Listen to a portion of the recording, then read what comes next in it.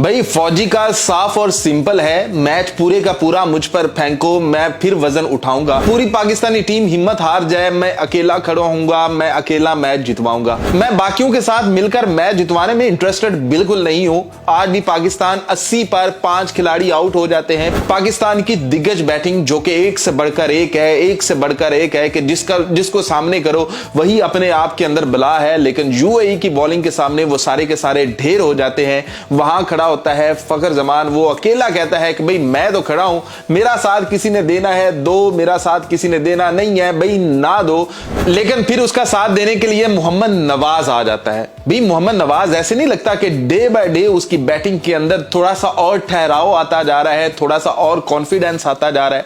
जिस तरह से आज उसने अंडर प्रेशर इनिंग खेली है फखर जमान के साथ, फखर जमान का जिस तरह से उसने साथ दिया है और पाकिस्तान का टोटल 170 से ऊपर लेकर गए हैं कि भाई आखिरी 2 ओवर के अंदर इन्होंने 44 स्कोर मारे हैं, जिसमें एक ओवर में मोहम्मद नवाज उनको पड़ गया और दूसरे में फखर जमान उनको पड़ गया और दोनों ने 20-20 से ऊपर स्कोर उनको लगाए, जिसकी वजह से मैच उनके हाथ से तकरीबन निकल ही गया। क्योंकि अगर वो पाकिस्तान को 140 से 145 तक आउट कर लेते तो फिर उनके पास चांसेस बन जाने थे मैच को काबू करने के। शायद अब यूएई के हाथ से ये मैच निकल चुका है क्योंकि पाकिस्तान के पास एक से बढ़कर एक बॉलर मौजूद है। क्योंकि पाकिस्तान के पास जितनी मर्जी गंदी बॉलिंग लाइनअप हो, लेकिन यूएई को 150 तक तो रोक ही लेगी, 150 से ऊपर ये जाने नहीं देते उनको। लेकिन फखर जमान की क्या आज इनिंग थी 175 के स्ट्राइक रेट से, क्योंकि हमें यही देखने को मिल रहा था कि फखर जमान स्कोर बनाता है, 20 बनाता है, 10 बनाता है, 40 बनाता है, तो सिर्फ 100 के स्ट्राइक रेट से, 120 के स्ट्राइक रेट से लेकर आज उसने 175 के स्ट्राइक रेट से स्कोर बनाए हैं।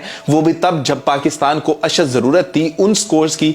पाकिस्तान वैसे सोच रहा था कि आज मोहम्मद हारिस स्कोर बनाएगा, लेकिन फखर जमान ने कहा कि चलो मैं ही बना देता हूं, मेरे ऊपर पूरा मैच पड़ी है ना, तो अब ये मैं ही बना दूंगा और मैं ही पाकिस्तान की नैया पार लगा दूंगा। और यूं पाकिस्तान को एक हैंडसम टोटल दे दिया है फखर जमान की बैटिंग ने और मोहम्मद नवाज की बैटिंग ने। मोहम्मद नवाज ने 27 गेंदों पर 37 स्कोर बनाए हैं, जिसमें उसके 3 चौके और 2 छक्के शामिल हैं, मतलब 137 की स्ट्राइक रेट है। पहले तो फखर जमान को और मोहम्मद नवाज को स्लो खेलना पड़ा क्योंकि पाकिस्तान 80 के ऊपर 5 खिलाड़ी आउट थे और यहां पर अगर एक और विकेट गिर जाती तो पाकिस्तान 120 और 130 की कहानी थी।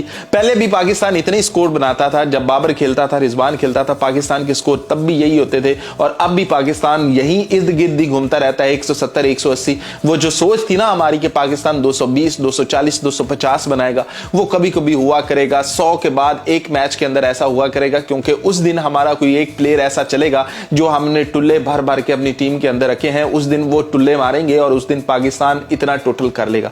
पाकिस्तान के पास कोई ऐसी तगड़ी बैटिंग लाइनअप मौजूद नहीं है। हमें भरम था पाकिस्तान के पास ऐसी तगड़ी बैटिंग लाइनअप मौजूद है कि एक से बढ़कर एक खिलाड़ी है कि एक 30 बनाएगा, दूसरा 50 बनाएगा, यूं ये बनाते जाएंगे। लेकिन इनका सीन ये है कि एक 3 बनाता है तो दूसरा 10 बनाता है, दूसरा 10 बनाता है तो तीसरा 15 बनाता है और यूं ही कहानी खत्म हो जाती है। लेकिन फिर भी पाकिस्तान 171 तक पहुंचा है। यूएई को जीतने के लिए 172 की जरूरत है, जो कि नामुमकिन है यूएई के लिए क्योंकि सामने पाकिस्तान की बॉलिंग है। इन्होंने बांग्लादेश के खिलाफ 200 प्लस भी किया हुआ है, लेकिन पाकिस्तान के पास कम से कम ऐसी बॉलिंग जरूर है कि Shaheen Shah day by day improve हो रहा है, अपनी बॉलिंग के अंदर वो वेरिएशंस लेकर आ रहा है। जो बंदा अपनी बॉलिंग के अंदर वेरिएशन नहीं ला रहा था वो था हारिस रऊफ और वो आज बाहर बैठा हुआ है, तो शाहीन हो सकता है आज बेहतर बॉलिंग करे।